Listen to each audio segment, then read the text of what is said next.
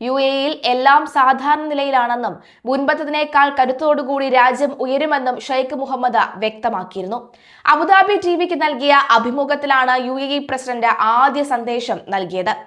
പശ്ചിമേഷ്യൻ സംഘർഷം തുടരുന്നതിനിടയിൽ ശത്രുക്കൾക്ക് ഷെയ്ഖ് മുഹമ്മദ് മുന്നറിയിപ്പ് നൽകിയിരുന്നു.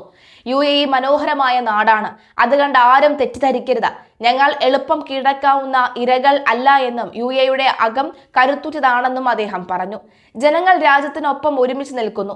UAE ഒരു മാതൃകയാണ്. പ്രവാസികളും ഞങ്ങളുടെ കുടുംബമാണ്. മുൻപത്തതിനേക്കാൾ കരുത്തോടെ രാജ്യം ഉയരുമെന്നും അദ്ദേഹം വ്യക്തമാക്കി. UAE-യിൽ എല്ലാം സാധാരണ നിലയിൽ എത്തി നിൽക്കുന്നു. അതിഥികളും പ്രവാസികളും നല്ല നിലപാട് സ്വീകരിച്ചു. ജനങ്ങളെ സംരക്ഷിക്കുക എന്നത് ഞങ്ങളുടെ കടമയാണെന്നും ഷെയ്ഖ് മുഹമ്മദ് അബുദാബി ടിവിക്ക് നൽകിയ അഭിമുഖത്തിൽ പറയുന്നു. അയൽ രാജ്യങ്ങളുമായി ഒരു പ്രശ്നമില്ലെന്നും തങ്ങളെ ആക്രമിക്കാൻ അയൽ രാജ്യങ്ങളിലെ സ്ഥലങ്ങൾ ഉപയോഗിക്കാതിരുന്നാൽ തിരിച്ച് ആക്രമിക്കില്ല എന്നും ഇറാൻ വ്യക്തമാക്കിയിരുന്നു. എന്നാൽ ഇതിനു പിന്നാലെ ഇറാന്റെ സമ്പൂർണ്ണ നാശം പരിഗണനയിലെന്നും അതിശക്തമായ ആക്രമണം ഉണ്ടാകുമെന്നും ട്രംപ് മുന്നറിയിപ്പ് നൽകിയതും ചെയ്തു. ഇന്നേ വരെ ആക്രമിക്കാൻ ആലോചിക്കാത്ത ഇടങ്ങളിൽ ആക്രമിക്കാൻ തീരുമാനിച്ചിട്ടുണ്ടെന്നും ട്രംപ് ട്രൂത്ത് സോഷ്യലിൽ പോസ്റ്റ് ചെയ്തിട്ടുണ്ട്. പശ്ചിമേഷ്യയിൽ സംഘർഷം തുടരുന്നു. സൗദിയിലും ബഹ്റൈനിലും ആക്രമണങ്ങൾ തുടരുകയാണ്.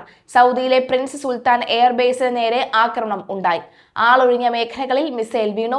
കൂടാതെ ഇറാൻ ആക്രമണത്തിൽ ബഹ്റൈൻ മനാമയിലെ വീടിനും കെട്ടിടങ്ങൾക്കും തീപിടുത്തം ഉണ്ടായി. ബഹ്റൈനിലെ ജുഫൈർ അമേരിക്കൻ താവളത്തിൽ നിന്ന് ഇറാനിലേക്ക് ആക്രമണം ഉണ്ടായി എന്ന് IRGC വ്യക്തമാക്കി. തിരിച്ചടിയെന്ന് ഇറാൻ മാധ്യമങ്ങളും റിപ്പോർട്ട് ചെയ്തു. അതേസമയം കുവൈറ്റ് പെട്രോളിയം എണ്ണ ഉൽപാദനം കുറച്ചതായി അറിയിച്ചു. മുന്നൊരുക്കങ്ങളുടെ ഭാഗമായിട്ടാണ് ഇതെന്നാണ് അറിയിപ്പ്. കഴിഞ്ഞ ദിവസവും ആക്രമണത്തിൽ പരിക്കേറ്റ പ്രവാസികളെ നേരിൽ സന്ദർശിച്ച നെഹ്യാൻ എത്തിയിരുന്നു. ആശുപത്രിയിൽ നേരിട്ടാണ് എത്തിയത്. പ്രവാസികളായിക്കോട്ടെ, സ്വദേശികളായിക്കോട്ടെ, വിദേശികളായിക്കോട്ടെ എല്ലാവരുമായി ഒത്തൊരുമയോടുകൂടി ഈ രാജ്യം ഒറ്റക്കെട്ടായി കൂടെ നിൽക്കുമെന്നാണ് പറയുന്നത്. ആക്രമണത്തിൽ പരിക്കേറ്റ എല്ലാവരെയും അദ്ദേഹം നേരിൽ കണ്ട് ആശ്വാസവാക്കുകൾ പറഞ്ഞിരുന്നു.